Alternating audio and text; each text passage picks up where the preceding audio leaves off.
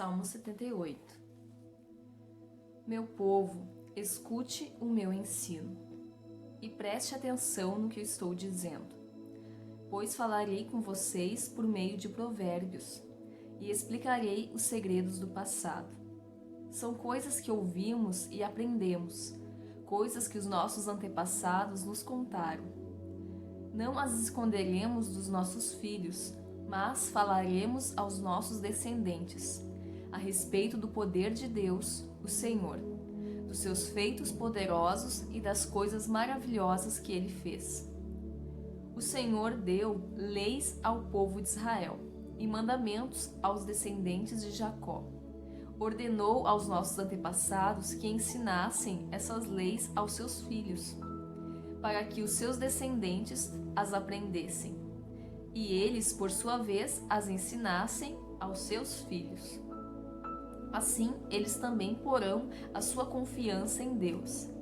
Não esquecerão o que Ele fez e obedecerão sempre aos seus mandamentos. Eles não serão como os seus antepassados, um povo rebelde e desobediente, que nunca foi firme na sua confiança em Deus e não permaneceu fiel a Ele. Os homens da tribo de Efraim, armados com arcos e flechas, fugiram no dia da batalha. Os israelitas não cumpriram a aliança que Deus havia feito com eles e não quiseram obedecer à sua lei. Esqueceram os milagres que Ele havia feito na presença deles. Diante dos seus antepassados, Deus realizou milagres na planície de Zoan, na terra do Egito. Ele dividiu o mar e levou os israelitas pelo meio dele. Ele fez com que as águas se levantassem como muralhas. Durante o dia, ele os guiava com uma nuvem e de noite os conduzia por meio de um clarão de fogo. Ele partiu rochas no deserto e das profundezas da terra tirou muita água para o povo beber. Fez com que nascessem fontes na rocha e que a água corresse como um rio. Mas os nossos antepassados continuaram a pecar contra Deus. Eles se revoltaram no deserto contra o Altíssimo. De propósito, puseram Deus à prova, pedindo a comida que queriam. Falaram contra ele, dizendo: será que Deus pode nos dar comida no deserto? É verdade que ele partiu a rocha e que a água começou a correr como um rio. Mas será que ele pode nos dar pão? Será que pode fornecer carne para o seu povo? Quando o Senhor Deus ouviu isso, ficou furioso. Ele atacou o seu povo com fogo e a sua ira contra eles aumentou, porque não confiaram nele e não acreditaram que ele os poderia salvar. Porém, Deus deu ordem ao céu lá em cima e mandou que as suas portas se abrissem. Ele deu ao povo pão do céu, fazendo com que caísse o maná para eles comerem. E assim comeram o pão dos anjos. Deus lhe deu comida com fartura. Depois ele fez soprar do céu o vento leste, e pelo seu poder agitou o vento sul. Sobre o povo fez cair tantas aves que pareciam nuvens de pó, ou os grãos de areia de uma praia. As aves caíam no meio do acampamento, em volta das barracas. Então os israelitas comeram e ficaram satisfeitos, pois Deus lhes deu o que eles queriam. Mas, enquanto estavam comendo, antes mesmo de ficarem satisfeitos, Deus ficou irado com eles e matou os homens mais fortes, os melhores jovens de Israel. Mesmo depois desses milagres, o povo ainda continuou a pecar e não quis acreditar em Deus. Por isso, ele os destruiu, como se a vida deles fosse um sopro, como um desastre que acontece de repente. Porém, quando Deus matava alguns, os que ficavam vivos voltavam para ele. Eles se arrependiam e oravam com sinceridade a ele. Eles lembravam que Deus era sua rocha, lembravam que o Altíssimo era o seu Salvador. Mas todas as palavras deles eram mentiras.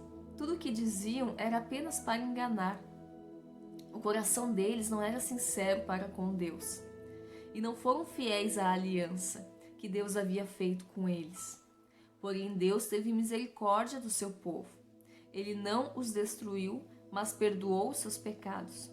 Muitas vezes parou com a sua ira e não se deixou levar pelo seu furor. Lembrou que eles eram mortais, como um vento que passa e não volta mais. Quantas vezes se revoltaram contra Deus no deserto? Quantas vezes o fizeram ficar triste? Repetidas vezes o puseram à prova e entristeceram o santo Deus de Israel. Eles esqueceram seu grande poder e o dia em que ele os tinha salvado dos seus inimigos. Esqueceram as coisas maravilhosas e os milagres que ele havia feito na planície de Zoan, na terra do Egito. Ali ele fez com que os rios virassem sangue, e assim os egípcios ficaram sem água para beber. Mandou moscas para os atormentarem e rãs que estragaram os seus campos. Também mandou gafanhotos para comerem as suas colheitas e destruírem as suas plantações. Com chuvas de pedras, destruiu as suas videiras e com geada as suas figueiras.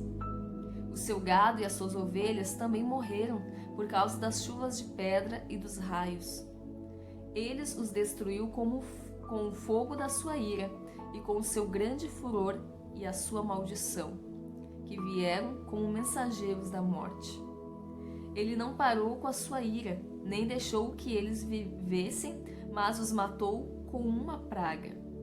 Em cada casa na terra do Egito, Deus matou o filho mais velho.